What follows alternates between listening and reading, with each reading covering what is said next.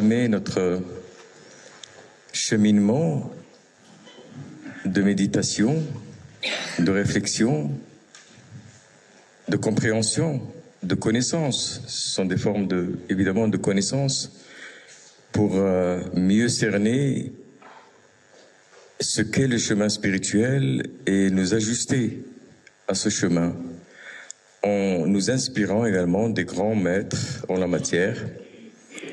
Et la thématique de cette matinée, imagination créatrice et connaissance de soi, fait bien sûr référence à beaucoup d'entre eux, mais principalement Ibn Arabi, et je dirais même pour les francophones, à un livre qui est devenu un livre de référence en la matière, qui est celui d'Henri Corbin, l'imagination créatrice dans le soufisme d'Ibn Arabi. J'ai vu que ce livre a eu une incidence très très grande sur plusieurs générations et ça continue, même s'il est un peu ardu, il est un peu philosophique, mais néanmoins poétique, percutant, intéressant. Quand on l'a lu, on a l'impression de n'avoir strictement rien compris, mais on est content.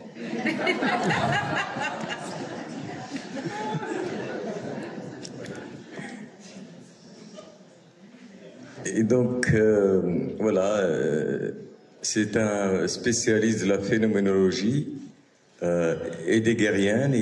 Henri Corbin a été le premier traducteur d'Heidegger de l'allemand en français. Et je crois qu'il a été très imbibé de cette méthodologie phénoménologique pour approcher aussi l'œuvre d'Ibn Arabi. Le poète soufi dit لم يكن بمكان وهو كل الأمر من رآه عيان لم يفق من سكري. Il n'est nulle part en parlant de Dieu, mais il est pourtant toute chose. Celui qui le voit vraiment ne se réveille pas de son ivresse. Alors c'est véritablement quelque chose de fascinant quand on essaie de comprendre ce que nous disent les soufis, ce que nous disent les poètes soufis.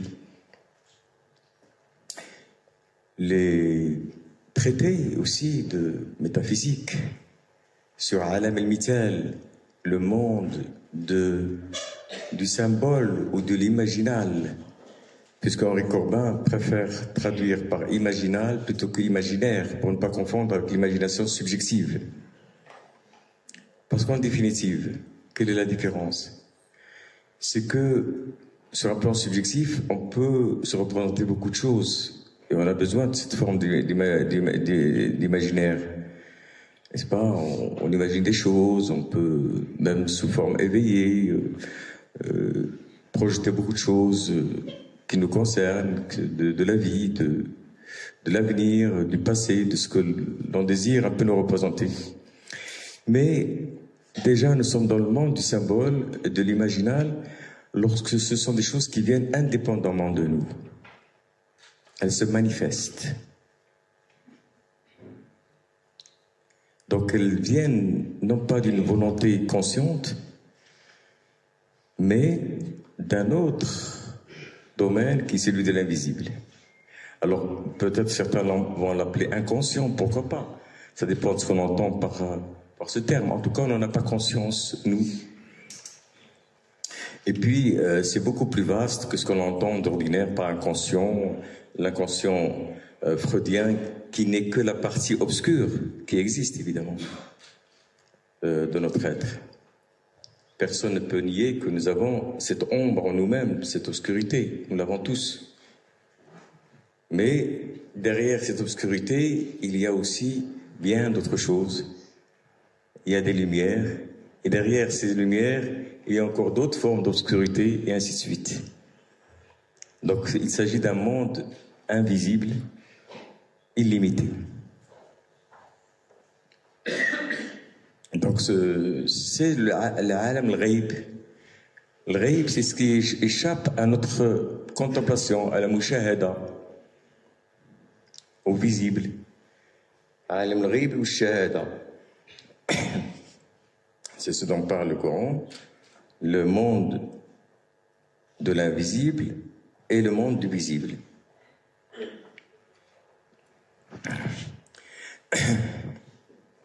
Et donc, ce monde de l'invisible, eh bien, c'est précisément ce monde, il n'est nulle part qu'en nous-mêmes.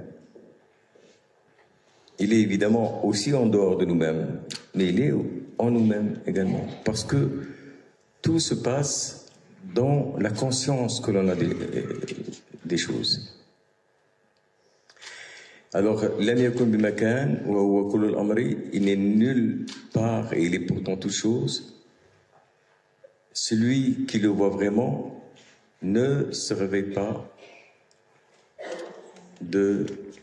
ou ne se relève pas de son ivresse. Parce que commencer à percevoir cette présence divine nous plonge dans un état de fascination, nous plonge dans un état, eh bien oui, de présence, nous plonge dans un état de proximité, nous plonge dans un état d'intimité avec le secret de l'être, avec, justement, on le dit secret parce que précisément, ça échappe à nos facultés ordinaires. On ne peut qu'en avoir la saveur et l'expérience. Alors cette saveur et cette expérience, elle peut s'exprimer de plusieurs façons et les soufis vont utiliser un terme qu'il est intéressant de noter, qui est le tajalli, la théophanie. La théophanie. Lam yakun bimakan, il est nulle part, il est pourtant toute chose. Ça veut dire quoi? Ce que je vois, beaucoup de choses autour de moi, donc Dieu n'est pas là, mais il est pourtant là. Ça veut dire que je le vois avec une autre faculté que ma vision physique. Je le vois avec ma vision du cœur. Il y a la vision du basar et il y a la vision de la basira. Et cette vision du cœur, elle est précisément celle de la faculté, non pas de l'imaginaire, mais de l'imaginal. On commence à voir toute chose, et comme si toute chose devient transparent, devient comme un miroir, n'est-ce pas, qui reflète quelque chose qui le dépasse. C'est comme si finalement le monde devient autant constitué par autant de signes vivants. C'est comme si avant on voyait des lettres mais dont on ne savait pas la signification. Et que d'un seul coup, ces lettres, elles nous renvoient à des ma'ani, à des signifiés. La contemplation, c'est une façon de lire, n'est-ce pas? De s'éveiller à la lecture, au fait de comprendre un petit peu ce que nous disent les symboles. Donc tout devient symbole et le monde de l'imaginal, c'est le monde qui relie, selon Ibn Arabi, le monde de l'esprit qui lui est au-delà de toute image, de toute représentation, et le monde des corps. Donc entre les deux, il y a le monde de l'imaginal. Et d'ailleurs, il dit précisément, le monde de l'imaginal, Alam al-Mithal, c'est le monde dans lequel les esprits se corporalisent et les corps se spiritualisent. Parce qu'en définitive, lorsqu'on fait des rêves, parfois des rêves d'une très grande clarté, ça peut arriver. Comme il peut arriver, et beaucoup plus souvent, qu'on fasse des rêves qui n'ont, tout simplement parce qu'on a mal digéré. Ce qui peut arriver aussi. Et donc toutes sortes de choses qui sont un peu sans queue ni tête. Mais il arrive quelquefois que, surtout quand on est dans ce processus de travail sur soi, de cheminement, il y a ce qu'on appelle les songes. Et un songe, par rapport à un rêve ordinaire, c'est un rêve qui est porteur de symboles. On voit des images, on voit des personnes, on voit des situations, mais ce qui est important, c'est ce que ceci nous dit. Il nous renvoie à autre chose. On voit quelqu'un qui s'appelle Daoud. Je vois Sidi Daoud dans le rêve. Je me dis, ah, si j'ai vu Sidi Daoud dans le rêve, ce que ça doit vouloir dire quelque chose. Je peux penser au prophète Daoud et je peux penser à différentes choses qui peuvent me renvoyer au fait que c'est cela que j'ai vu. N'est-ce pas? Donc, et puis les rêves peuvent être plus ou moins longs, mais on sait, tout le monde comprend que c'est symbolique. Tout le monde comprend que ce n'est pas littéral. Que ce qu'on a vu, c'est pas comme on voit, on sort de chez soi et puis on regarde. Mais finalement, plus on avance, plus la transparence du monde fait que tout est symbole. Mais pas dans une interprétation mentale, pas par le fait de forcer les choses, mais par une capacité de commencer à percevoir les choses à un autre degré. Et les choses renvoient à sa présence, renvoient à ce sens ultime qui traverse toute chose et qui est le sens de la plénitude de l'être. Celui qui le voit ne se relève pas de son ivresse parce que c'est la plénitude de l'être. Tout fait sens en lui.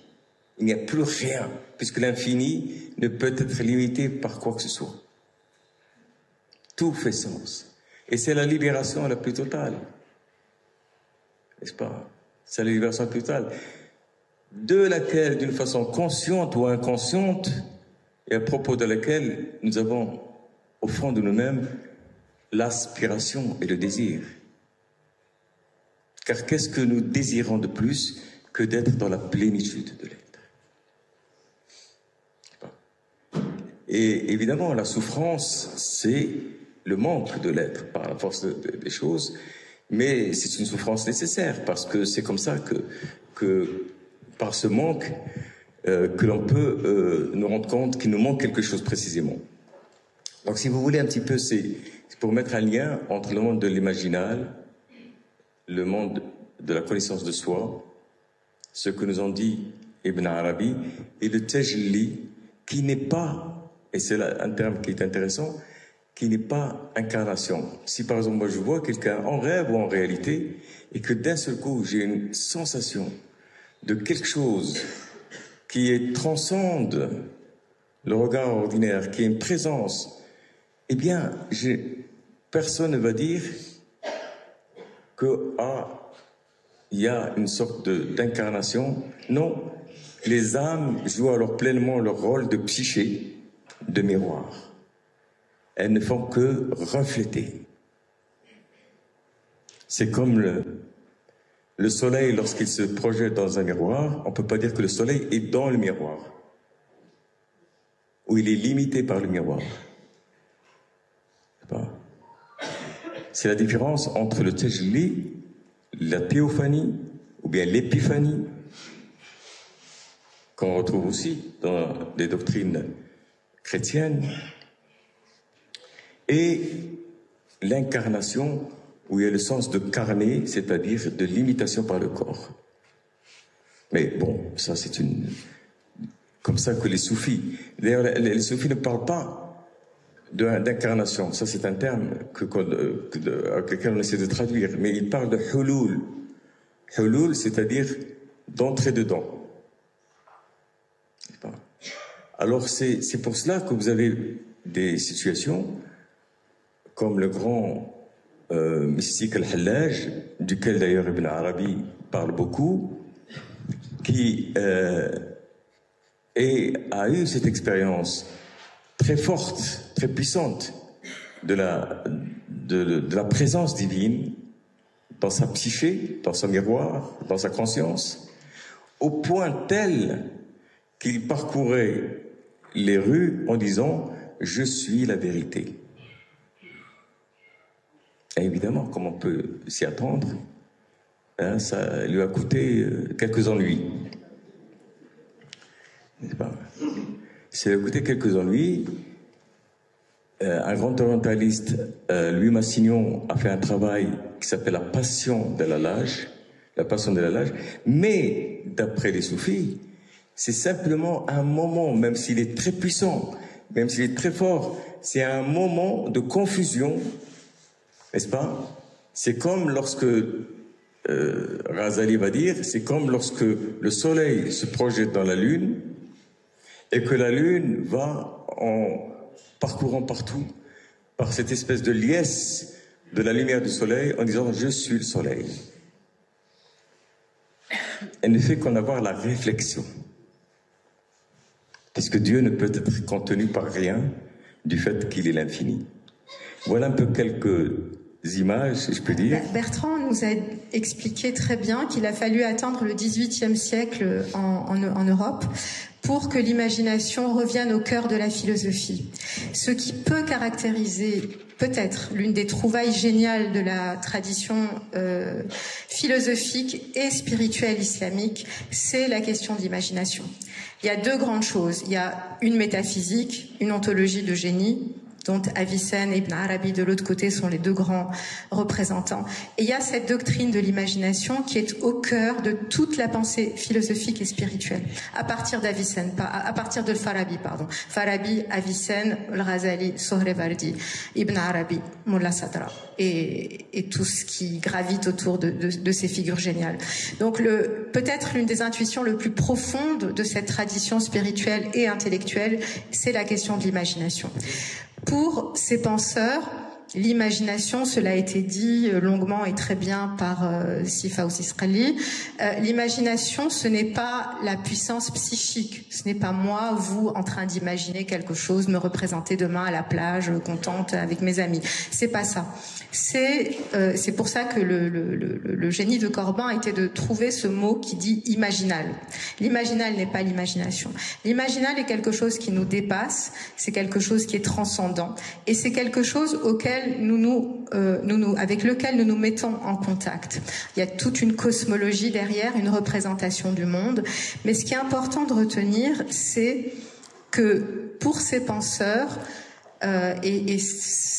Sisrali l'a très bien expliqué aussi, ça fonde un symbolisme qui est au cœur de cette tradition intellectuelle.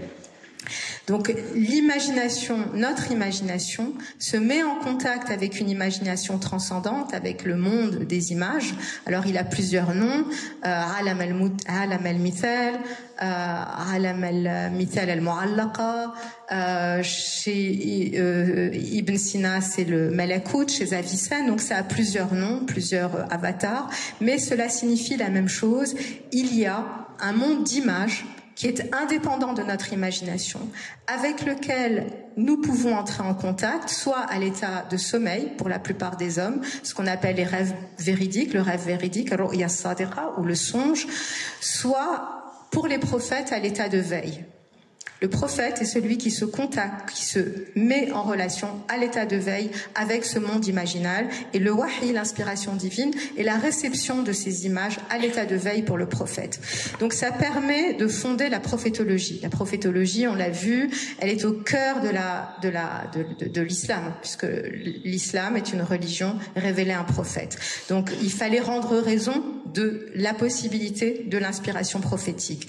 Le Alam al-Mithal est le monde qui permet, entre autres, d'expliquer, de rendre raison de la question de comment la révélation vient au prophète. Tous ces penseurs, c'est à la fois des philosophes, des mystiques, mais ils sont nourris du Coran, ils sont nourris de la révélation coranique. Une autre question fondamentale qui est au cœur du Coran, c'est la question de la résurrection, de la vie après la mort. Le Alam al-Mithal est aussi le monde, comme disait Fawzi, où le corporel se spiritualise et ce qui est spirituel se corporalise. C'est là que la vie après la mort a lieu, dans ce monde-là. Donc, et évidemment aussi, c'est au niveau de l'épistémologie, c'est le monde, comme pour Kant, qui fait la jonction entre l'intellectuel et le sensible. Et ça aussi, c'est au cœur de l'épistémologie des grands philosophes. Donc, ce monde remplit ce rôle-là, ce monde imaginal, et aussi Ce qui est extrêmement important, il y a pour illustrer ce qui a été dit, en fait, Sisrali a à peu près tout dit, donc on a du mal à dire quelque chose après en ce qui concerne la tradition islamique. Pour vous donner, voilà, dans Jawahir al-Qur'an, donc les joyaux du Coran, Ibn Razali nous dit: tous les événements de notre monde ne sont qu'un symbole, un mithal d'une chose de l'autre monde. Ou encore, dans Mishkat al-Anwar, tous les événements de ce monde sont les symboles du monde du Malakut. Le mot qui est utilisé ici, c'est le terme mithal. Dans le Coran, il est répété à plusieurs reprises, wa adrabna lakum mithalan. Nous vous donnons des semblances. J'aime beaucoup la traduction de Ber qui traduit, ça peut être image, mais qui traduit par semblance. Donc, le Dieu répète aux hommes à plusieurs reprises dans le Coran, nous vous donnons des semblances à méditer. Et cette question de la semblance, de l'image, du symbole est au cœur aussi de la tradition islamique, qu'elle soit philosophique ou mystique. Et la question qui tourne autour de cette question d'Alam el-Mitel. Tout est manifestation, ça a déjà été dit avant moi, tout est manifestation, tajalli, théophanie, et donc le monde est l'objet de la contemplation. Nous devons contempler le monde et chaque chose est un symbole d'autre chose, puisque ce monde est, comme le dit le Razali, tout n'est que symbole. Donc ici, il y a quelque chose qu'on retrouvera chez Ricoeur, la question de l'herméneutique. Tout est à interpréter. C'est très beau, parce que ça fonde une éthique puissante, c'est-à-dire qu'il n'y a pas une vérité qui s'impose de manière dogmatique, c'est-à-dire que ce déchiffrement que chacun de nous doit mener fonde une très puissante, un très puissant respect des uns des autres, si on y pense au niveau éthique, puisqu'il n'y a que des symboles à interpréter. Et que chacun, en fonction de qui il est, de son niveau, de sa culture, de son niveau spirituel, va interpréter. Et donc on accepte les uns les autres l'interprétation des uns les autres, puisque aucun n'a accès à la vérité telle qu'elle est vraiment.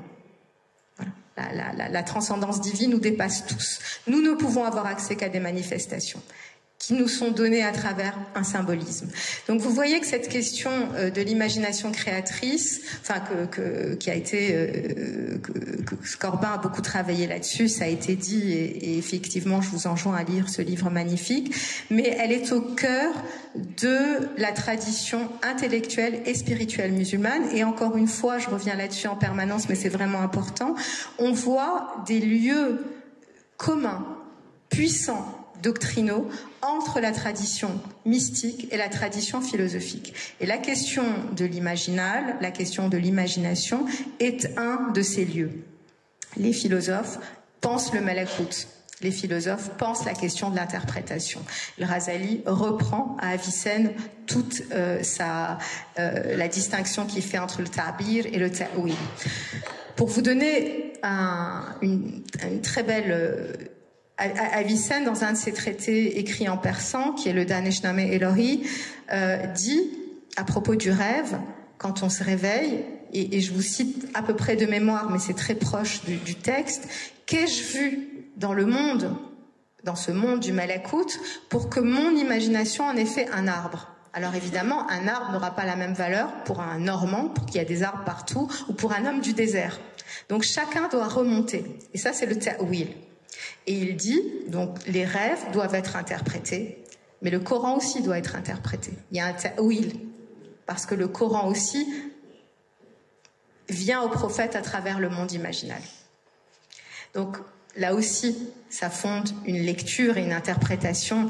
Aujourd'hui, si on acceptait tous la nécessité d'interpréter le Coran, ça poserait beaucoup moins de problèmes et ça pourrait aussi unir les musulmans. Donc vous voyez que cette question de l'imagination, elle est d'une fécondité extraordinaire et à mon sens, c'est un des apports les plus puissants de cette tradition intellectuelle. Et je m'arrête là, je vous remercie.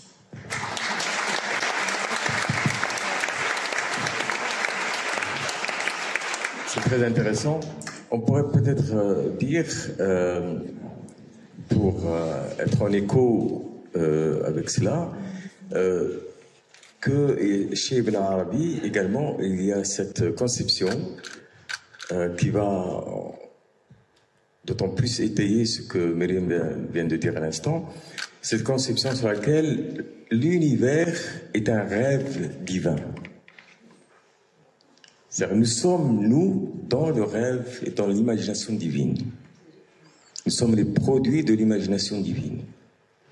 Le khayal ilahi.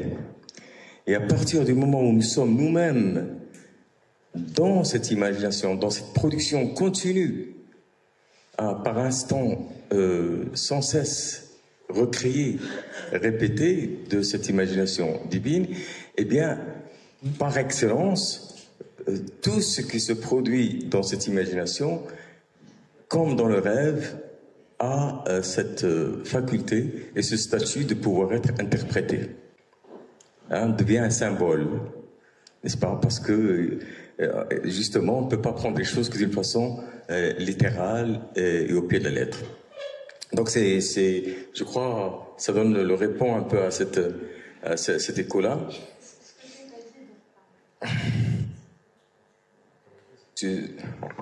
Ah, oui, ça marche. Sûrement, Cheikh Daoud va en parler, mais cette question de l'imagination, elle fonde une ontologie, c'est Ibn Arabi. Mais c'est une autre question et probablement oui, ça, unique. Bon, moi, de toute façon, évidemment, c'est par petit à coup que la fresque un peu se met en place. Mais dans cette imagination divine, et c'est ça qui est intéressant, et là aussi, ça fait un peu un écho avec ce qui a été dit aussi par Bertrand. Dans cette imagination divine, Dieu imagine et crée par son imagination l'être qui va être le miroir par lequel il va se contempler lui-même. Et cet être n'est autre que l'âme humaine. N'est autre que l'âme humaine. L'univers dans son ensemble, le macrocosme, mais aussi le microcosme, l'âme humaine, en tant que lieu par lequel et en lequel Dieu va se contempler lui-même. Et donc, en se contemplant lui-même, l'homme contemple Dieu, n'est-ce pas? Et Dieu, par cette contemplation dans le miroir humain, finit par réaliser ce désir qu'il porte en lui de pouvoir être connu par le fameux hadith que nous avons si souvent répété ici. J'étais un trésor caché, j'ai aimé à être connu, j'ai alors créé le monde afin d'être connu par lui. Donc il y a une métaphysique là qui se dessine et qui est étonnante de précision, mais en même temps, une fois qu'on l'a dite, après, voilà, ça reste un symbole. Et un symbole, c'est quelque chose qu'on ne peut pas dire une fois pour toutes. C'est quelque chose que l'on est amené à revisiter sans cesse, de manière à en faire quelque chose d'effectif, quelque chose qui nous met dans cette situation, dans cette possibilité de contemplation. L'âme humaine, d'une certaine façon, lorsqu'elle arrive à un certain état de transparence, donc de miroir, elle devient l'œil, l'âme humaine devient l'œil par lequel Dieu se contemple lui-même.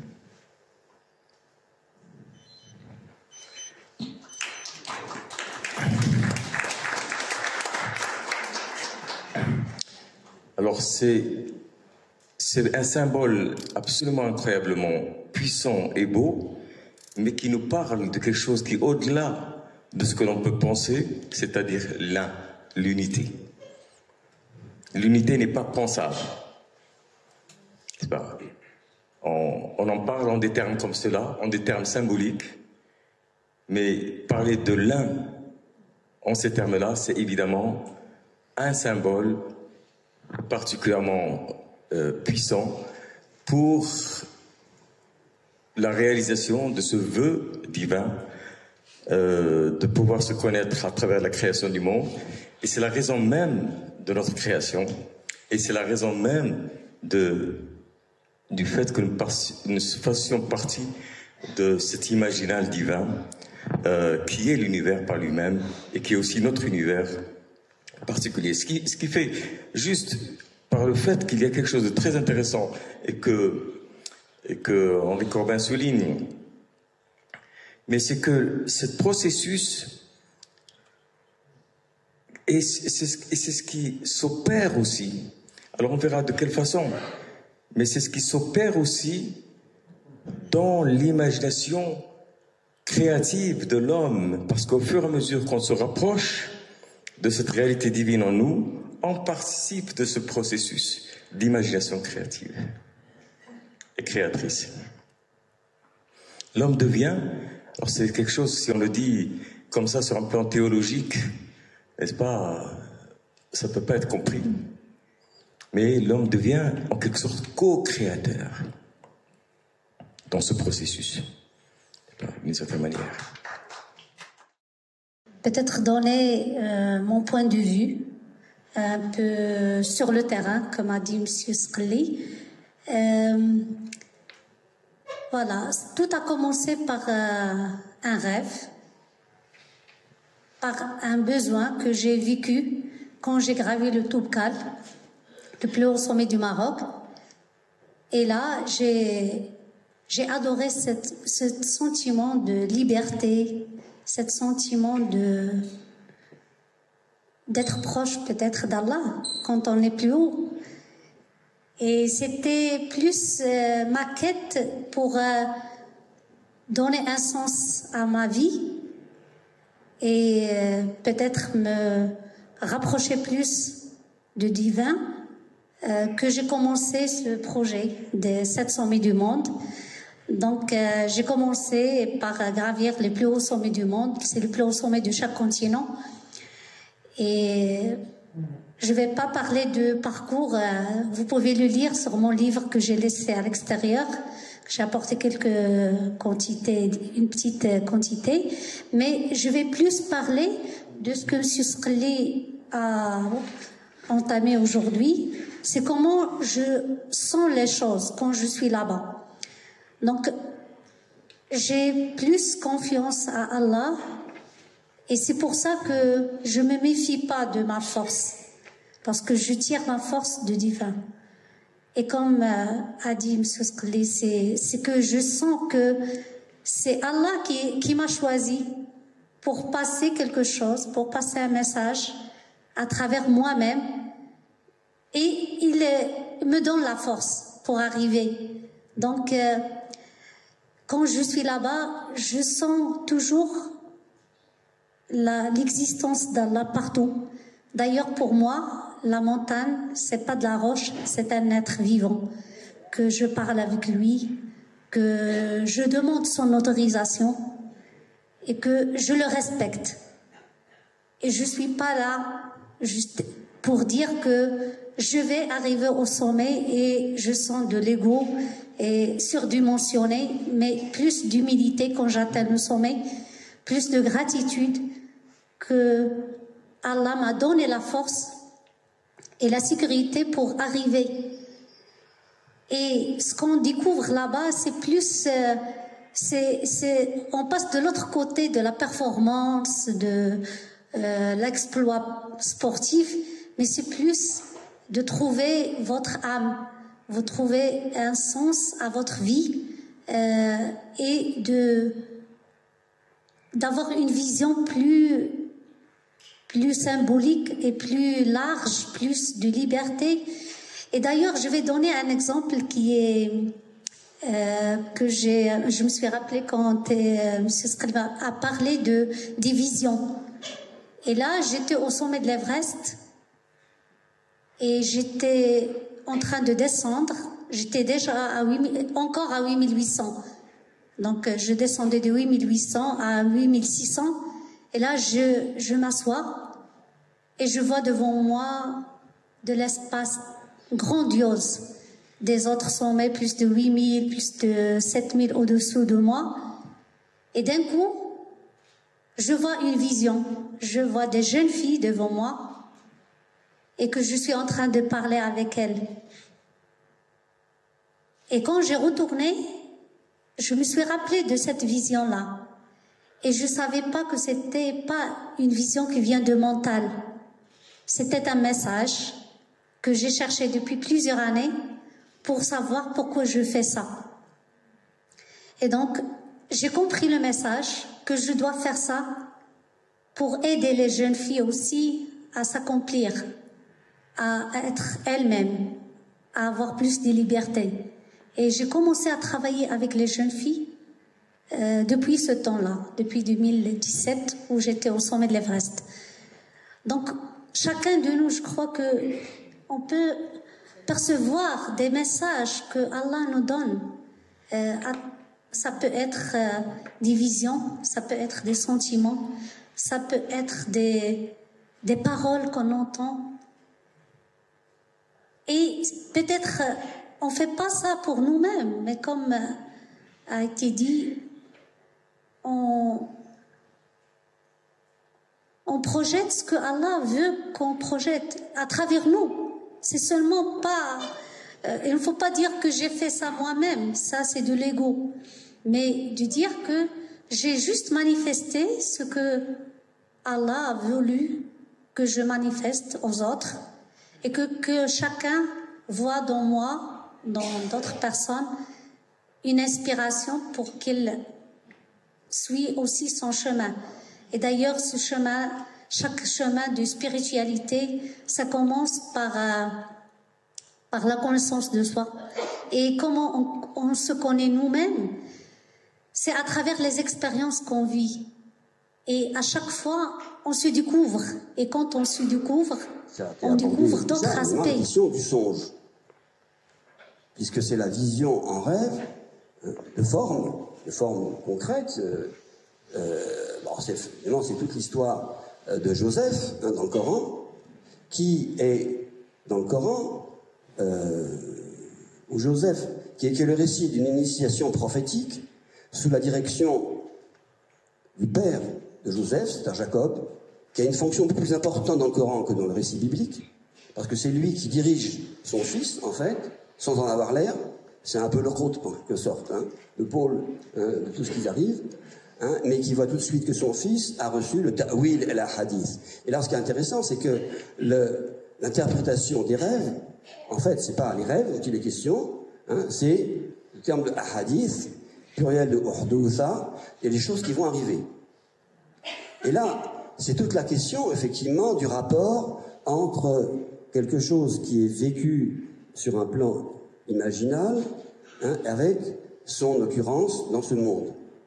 Et tout le récit, toutes les phases du récit, alors je ne vais pas le reprendre, c'est trop long évidemment, et la réalisation, l'actualisation de cette capacité de faire venir dans le monde concret des réalités qui sont supérieures. Et que c'est l'interprétation que Joseph fait des rêves de ces deux co-prisonniers, et en interprétant, il fait venir à l'existence, en fait, ce qu'ils ont vu. Et le mot ta'wil, en arabe, on traduit, qui désigne en général l'interprétation, au sens propre, ça veut dire, ça vient de ala ya'ulu ma'alan, qui veut dire arriver à son terme, et ta'wil, c'est faire arriver une chose à son terme. Donc, la vision d'une forme sensible, vue en rêve, est en rapport évidemment avec notre devenir, et le rêve effectivement se réalise ensuite dans le monde. Alors c'est la conclusion aussi de l'histoire, où les parents de Joseph et ses frères se prosternent, et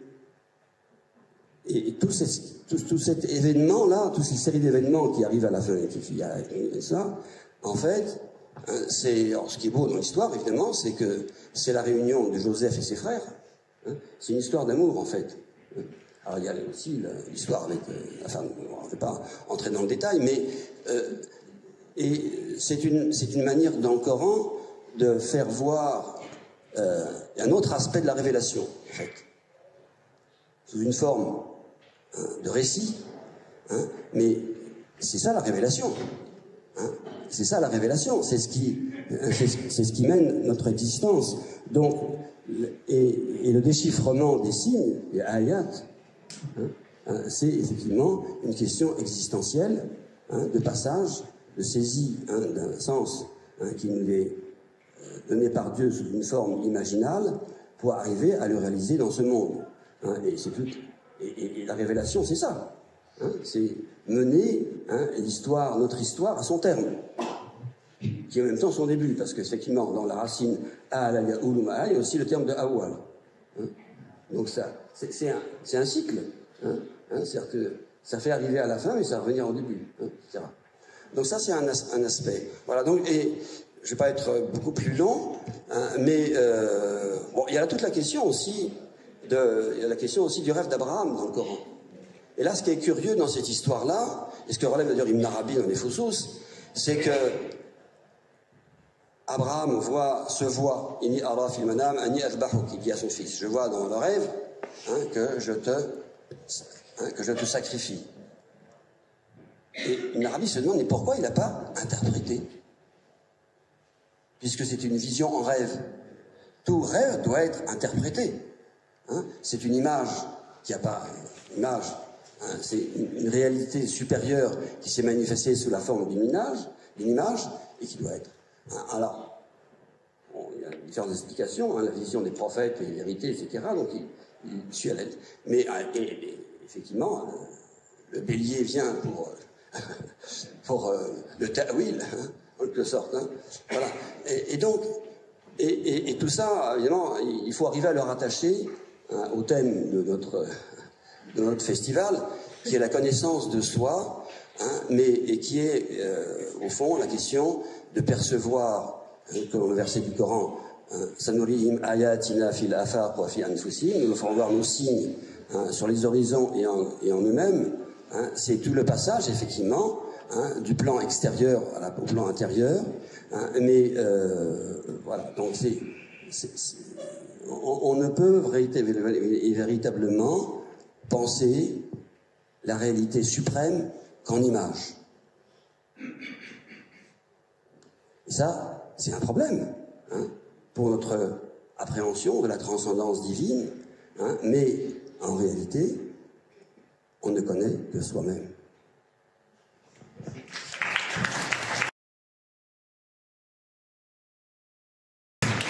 Merci beaucoup. Je crois qu'on a des éléments, un certain nombre d'éléments concrets, de récits symboliques qui permettent d'avoir des supports sur les exemples d'interprétation. Moïse est un exemple parmi d'autres. On a vu Joseph, Abraham, du fait que lorsqu'il arrive dans cette vallée de Towa, et qu'il devant le buisson ardent, et que dans le Coran il lui dit Ikhla'na alayka, déchausse-toi de tes deux sandales, enlève tes deux sandales avant d'arriver à Dieu. Chez les soufis, cette phrase-là signifie va du monde de la dualité, les deux sandales, vers le monde de l'unité, vers le monde de la présence de l'unité. Et donc, effectivement, c'est précisément, on ne peut venir à la présence divine avec la perception de la dualité en soi-même. Et puis aussi, il y a le passage, évidemment, lorsque Moïse, sur la montagne, sur le sommet de la montagne, il cherche à voir Dieu. Il dit Rabbi arini andur ilayka, laisse-moi te regarder, laisse-moi te voir, parce que jusqu'à présent, et c'est une des spécificités du message mosaïque, c'est qu'il venait par l'audition, par l'inspiration de l'audition. Si bien que dans la tradition de l'islam, on l'appelle celui qui converse avec Dieu. Un kalimullah. Et là, il a envie de voir. D'ailleurs, quand on parle du monde de l'imaginal, c'est tous les sens. Là, on parle de l'image, mais ça peut être le tactile, ça peut être par l'olfactif, ça peut être par l'audition. Tous les sens extérieurs ont une signification intérieure et symbolique. n'est-ce pas? Ça, on le comprend bien quand on dit oui, je vois, n'est-ce pas? Je vois, je comprends. Oui, j'entends bien, n'est-ce pas? Hein, je perçois bien, ainsi de suite, n'est-ce pas? Donc c'est l'imaginal, c'est tous les sens humains transposés sur un plan spirituel. Et donc, en l'occurrence, quand il demande à voir Dieu, Dieu lui dit, regarde cette montagne, si elle reste à sa place, eh bien, tu me verras. Et Dieu se projeta. Et là, il emploie le terme dont nous avions parlé tout à l'heure, de l'épiphanie, de la théophanie, Tajalla et Jabali.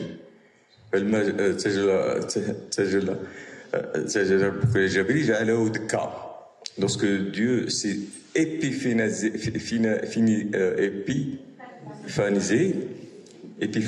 sur la montagne, il l'a réduit à néant.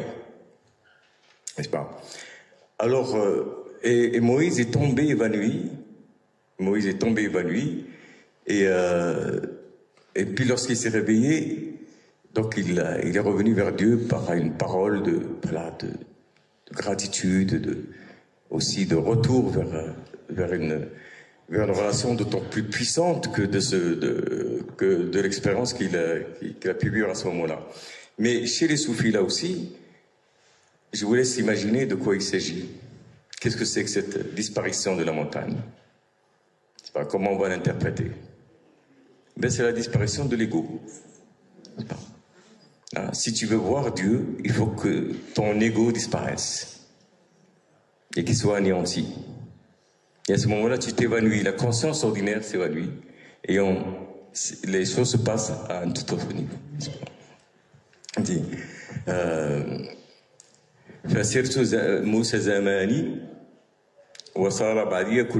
C'est une qasida.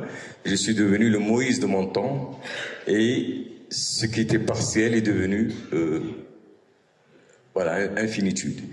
Donc c'est un peu tout cet ensemble d'interprétations qui sont extrêmement utiles, et d'ailleurs Myriam le soulignait tout à l'heure. C'est toute la question aujourd'hui qui se pose autour des textes sacrés et de la capacité de les interpréter, d'ailleurs sans jamais prétendre en épuiser l'interprétation, parce que c'est une interprétation d'ailleurs qui n'est faite que pour nous, qui n'a de sens que pour nous, à l'instant où on le fait. Elle n'a pas de sens de pouvoir se prétendre à s'imposer aux autres, parce qu'elle est en rapport avec notre propre chemin. À un certain moment, on comprend certaines choses qui nous sont utiles dans le cheminement qui est le nôtre, n'est-ce pas? Et puis, quand on comprend que personne n'a le cachet de pouvoir être détenteur de la vérité interprétative pour l'ensemble, eh bien, c'est autre chose qui se passe. C'est pas? On commence à voir avec la religion une toute autre relation. Beaucoup plus riche, beaucoup plus intéressante, beaucoup plus interfécondante, n'est-ce pas? Et c'est exactement cette histoire que nous a racontée Ibn Tufayl dans Le Vivant, fils de l'éveillé. Il a voulu montrer que les religions doivent pouvoir être interprétées symboliquement pour pouvoir aboutir à pénétrer leur sens profond. Voilà une chose. Et puis maintenant, merci beaucoup aussi Daoud encore une fois, mais il y a beaucoup de choses. Il nous a donné beaucoup d'éléments, je pense, et de supports de méditation, et notamment le bâton qui est à la fois le moi, notre moi est une béquille, n'est-ce pas? À défaut d'autre chose, on s'appuie dessus, hein, mais c'est aussi un serpent, hein, c'est aussi et puis il y a quelque chose aussi que tu as souligné, Daoud, qui me paraît très importante, c'est les deux types d'imaginaire. Il y a une forme d'imagination, comme les rêves d'ailleurs. D'ailleurs, il y a un propos du prophète qui dit le ru'ya min ar-rahman wa al-hulm min ash-shaytan, n'est-ce pas? Le ru'ya, c'est la vision. D'ailleurs, comme le disait, l'a souligné Bouchard tout à l'heure, la vision peut être parfois à l'état d'éveil, parce que ce n'est qu'une question de sensibilité à un certain moment, pour pouvoir voir des choses comme elle l'a vu, parce qu'elle était dans un tel état d'épuisement, j'imagine, de lâcher prise. Et ainsi de suite, qu'on est comme dans un rêve, c'est-à-dire que tous nos sens finissent par s'effondrer et on a accès à quelque chose d'autre, à ce monde de l'imaginal, et en l'occurrence au symbole que tu as pu voir et auquel tu as pu accéder. Mais l'imaginaire est aussi le lieu, pas l'imaginal, mais l'imaginaire de toutes les illusions. Voilà, de toutes les illusions, de toutes les hallucinations qui peuvent se produire, de tous les errements qui peuvent se produire, et qui peuvent venir de nos pulsions, de nos, voilà, et qui peuvent parfois être évidemment très, très problématiques. Il y a toujours cette espèce de fresque comme ça qui se met en place, de mosaïque, et puis on va écouter évidemment vos interventions. Bariza tout de suite. Simplement dire une petite chose très rapide. Il y a un hadith un propos dans lequel Dieu parle. Il dit: je suis dans la perception que mon serviteur se fait de moi. N'est-ce pas? Et ça, c'est quelque chose. Ana inda dhanni abdi bi. Ana indi husn dhanni abdi bi. Ou la aina indi dhanni abdi bi. N'est-ce pas? Je suis dans la perception que mon serviteur se fait de moi. Et ça, pour moi, je crois que c'est un exemple d'imagination créatrice, puisque c'est à nous qu'il appartient de mettre dans notre conception de Dieu ce qu'on veut y mettre. Au lieu de penser que c'est quelque chose que nous subissons, n'est-ce pas? Mais c'est quelque chose que nous co-créons dans notre... Et c'est ce que d'ailleurs Ibn Arabi appelle le Dieu créé dans les croyances. N'est-ce pas? Ça me fait penser à ce que... Donc il y a là une force imaginative qu'on peut développer et qui par là même, par la capacité de magnification, de grandeur, d'amplitude, va transformer aussi notre rapport que nous avons avec le divin et finalement avec la vie, dans le sens large du terme. Donc les choses se passent en nous, dans notre capacité à magnifier notre relation à Dieu, et par là même, lorsqu'on dit magnifier notre relation à Dieu, c'est magnifier la relation à l'univers. C'est pas à tous les êtres. Et là, je crois que là, nous avons une clé pratique, si je puis dire, sur laquelle on peut vraiment travailler, de ce qu'on peut appeler l'imagination active, créatrice, n'est-ce pas?